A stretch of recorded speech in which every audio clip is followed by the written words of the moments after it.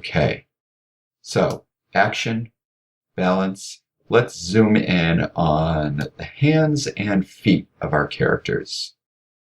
I should dedicate a whole lesson to these topics, but I'll just give you a quick crash course here.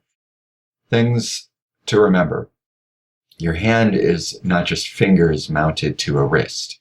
We need the palm, which begins with a circle. That's the main part of the hand. And we put a secondary circle down the side that represents the joint of the thumb. Usually cartoon characters only have 4 fingers because that 5th finger isn't totally necessary in the reading of a hand gesture. So a lot of cartoonists cut it out. I do sometimes I don't. Depends on your style. But we just use basic lines here to represent the length of the fingers. And then we start to fill them out. And so when we ink it, we've fleshed out the whole hand beforehand. With hands, if you just hold your hand loose, it doesn't have that rigid feel. Your fingers usually bend. So if you look at a lot of cartoon characters, there's usually a bend in the fingers when they're just relaxed. So something like this. Just like when you're sketching the body, building the skeleton up and building the form of the hand through shapes first before you add the details goes a long way to saving you time, and it reminds you of the details that are important. In this case, the curve of the fingers is crucial. So some of those notes for myself appear in my sketch. Let's give our hand something to hold on to. Here's a little baton. And now you'll really see where the circle for the palm and thumb come into play. Let's position a hand around this baton, holding it from the back. Thumb loops around the front, fingers scoop around the top. They're usually at an angle. And, just go around your house picking up different objects and observing how your hand naturally lifts them or grips them. Take a couple pictures if you need to. Keep a reference folder. No one expects you to know these things off the top of your head.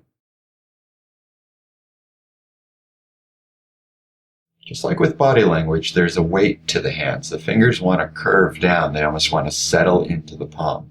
So unless there's something standing against that, they bend on their own. So this posture, we've got a finger resting on the top of the baton, but the other finger is curved down because they're not being used. And then the thumb is positioned on the other side.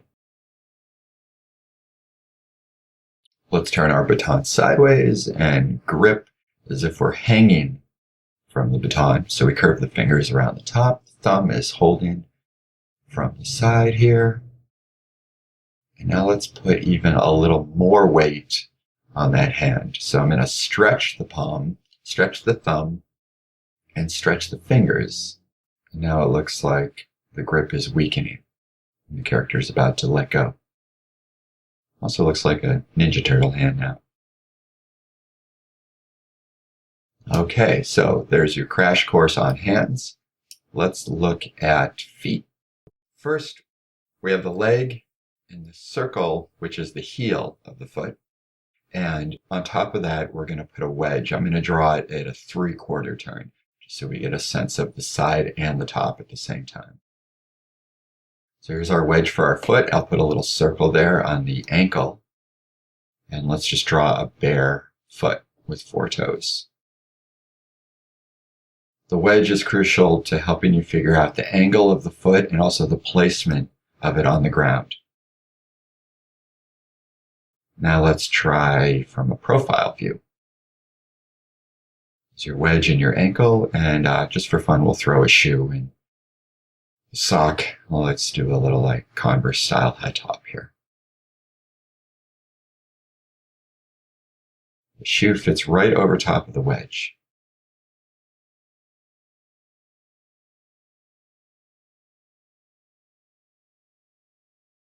Let's go back to the 3/4 turn and look at the shoe again. See, right on top, I put a couple curved lines to get a sense of the angle I'm going to draw the laces at. We're giving a little more form to that wedge. And there's the high top sneaker at a 3/4 turn. right. Let's look at another shoe type. Let's put a heel on Floyd.